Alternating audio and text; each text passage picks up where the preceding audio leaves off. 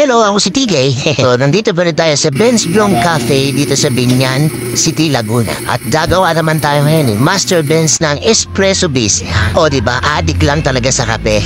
Flat white ang gagawin naman ni Master Ben's. At nag-request ako sa kanya ng latte art na kung ano yung nakakaya niya. Since medyo tulip pa lang daw ang kaya niya, so yun ang gagawin. So, ang gamit naman yung coffee beans sa kanyang espresso base ay blended. Ang origin ito ay Jaén, I think Nueva Ecija to, then Sao Paulo sa Brazil, and Bukidnon sa Mindanao. So, tatlong klase yung ginamit yung coffee beans dito, both international and local. Ang mga variety ng Jaén ay Caturra, Sao Paulo ay Bourbon, at Bukidnon ay Robusta. Kaya naman may taste na dito ng brown sugar, chocolatey, hazelnut, oak, and macadamia. So, shout out sa Crescendo Coffee Roaster ang nag-roast nito. Ganda ng machine ni Master Ben's at nagsimula lang din siya sa GMLI 3605 hanggang sa na-upgrade niya na rin yung kanyang grinder at ngayon ay mas maganda na. Uy, more espresso for less depresso. Good shot ba mga kakape? Good shot. So ristretto nga pala yung ginawa niya dito, hindi espresso. Take note, iba po ang ristretto sa espresso. Ang ristretto to ay short shot of a more highly concentrated espresso coffee. Now you know.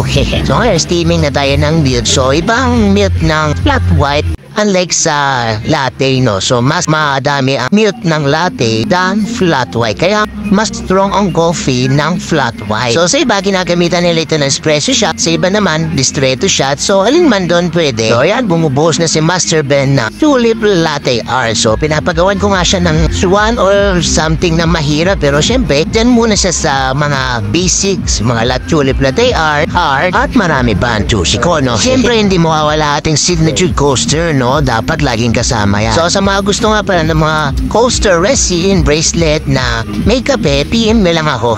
Nag-endorse pa. So thank you nga din pala kay Master Ben's dahil binigyan niya rin tayo ng pianono bread. So hindi siya yung gumawa nito, so may tinutulungan lang din siyang puwet. Pero in fairness, ang sarap niya o ang lambot.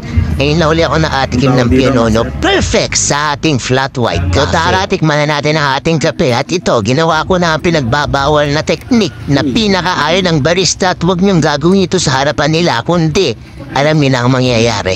So hanggang dito na lang guys ha. Bye-bye!